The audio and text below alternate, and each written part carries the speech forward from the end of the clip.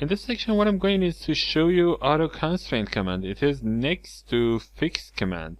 So what I'm going to do is to draw a profile, something like this. And it is an arbitrary shape. So what I'm going to do is select all of the lines right now. They are selected, and go and select auto constraint from here or from insert menu, constraint, constraint creation, auto constraint here. So if I click on this, you can see that it says I have found 4 lines here. What do you want to do?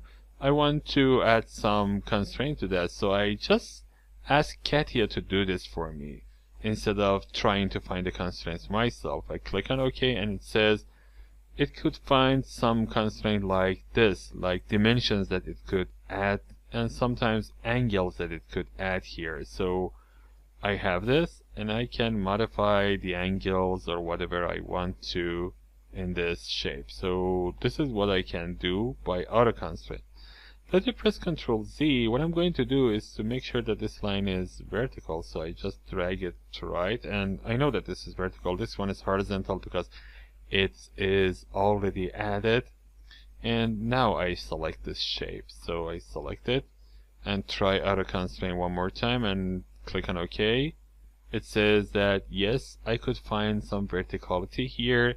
I could find some distances from the horizontal vector and some distances from the vertical vector. Now my shape is fully defined. So sometimes you are able to fully define your shape just by using auto constraint, but as a matter of fact, this is not a tool that I use it most often. Most often I try to add constraints by myself because that is more convenient and it gives me more control over the shape of the geometry that I am creating. So it is just a command there if you wish to use it, but again, I prefer to go to constraint define dialog box. Okay, I'm going to speak about some miscellaneous options when you are creating constraints. First of all, let me create an angle between these two. So I press Control button, first line, second line, and then release Control button and select constraints defined. And here what I'm going to do is to create an angle. So I click on that and click on OK. Let me drag this in between so that we can see everything very clearly. And the number, I want to make it 45 degrees and hit enter. Now, like I said, this is adding a constraint. So this means that I cannot decrease or increase this value other than clicking on that and modifying the angle in the dialog box. So if I try to get this endpoint and move it up or down, you can see the 45 degrees is not going to change. But what if I try to press Shift key and then do this? I'm pressing Shift key and grabbing this endpoint. Now you see that by moving, everything is changing. And something that is interesting, now the value is between parentheses. I release the Shift key and you can see the parentheses go. And again, if I try to move this down, it's not going to change the angle. You see that?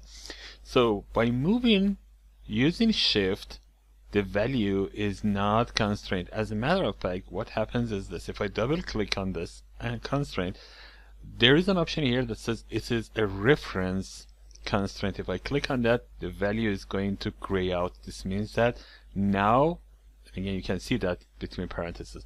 Now I have control over the constraint. The constraint doesn't have any control over the angle. So this is what it means. So I double click on that, remove reference, and I'm going to make sure that this is 45 degrees one more time. The next thing that I'm going to show you is animating the constraints. Now, there is an option here that says animate constraint, and of course you can find it under insert menu under constraint, and here is animate the constraint. So both of them will help you to animate the constraint. Now let's find the constraint that I'm about to animate. This is the one. So I click on that and this dialog box open, and it tells me what is the first value gonna be. My first value is gonna be something like 0, okay? And what is the last value? I'm going to make it 360. In how many steps do you want to do this? It means how many frames do you want to have from beginning to the end. Let's say I'm going to have 30 frames or 30 steps. Now, do you want to, repeat it in a loop, or you just want to see it like this? I want to repeat it in a loop, so I just go over this loop icon and click on that.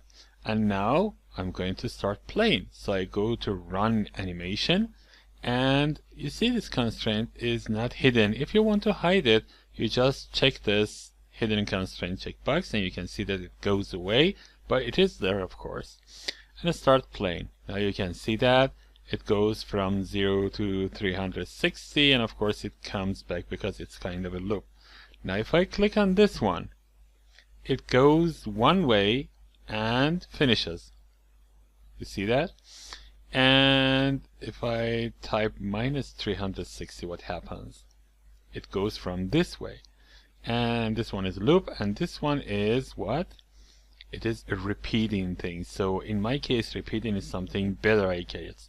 So I start doing this, and you can see that it goes on and on and on and on. So I pause this, and instead of 30, I'm going to have 60 steps.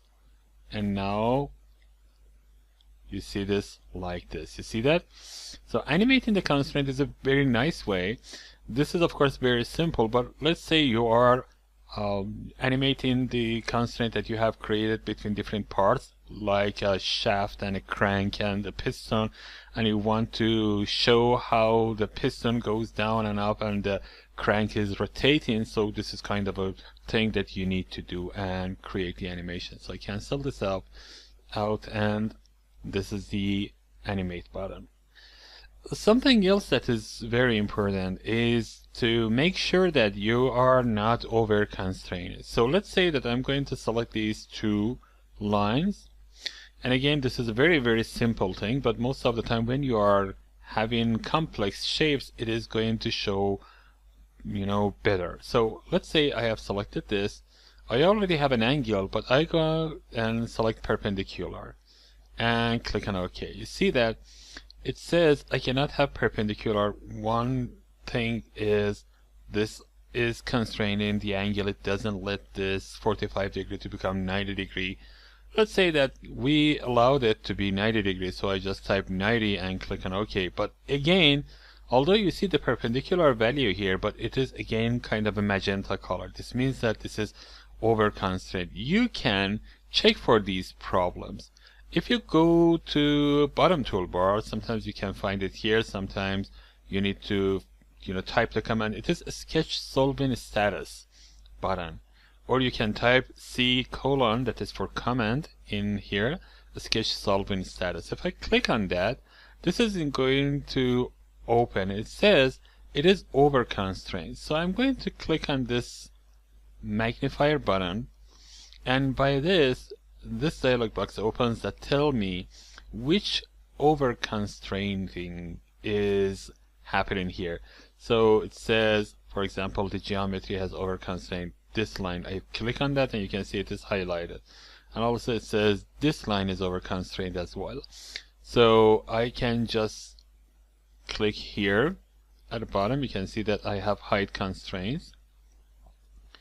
I have the option to hide construction geometries, and I have the option to delete geometries or constraints if I wish. For example, I click on that and I go over this, and you can see that this is over constraint, so I can delete it. So I click on that and it goes away, and only the perpendicularism is going to stay there and remain. So this is how you solve your problem when you are over constrained. Like I said, if you have a complex shape, this is going to be a problem, and this dialog box is going to help you much more. But here, just to show you, I use a simple example.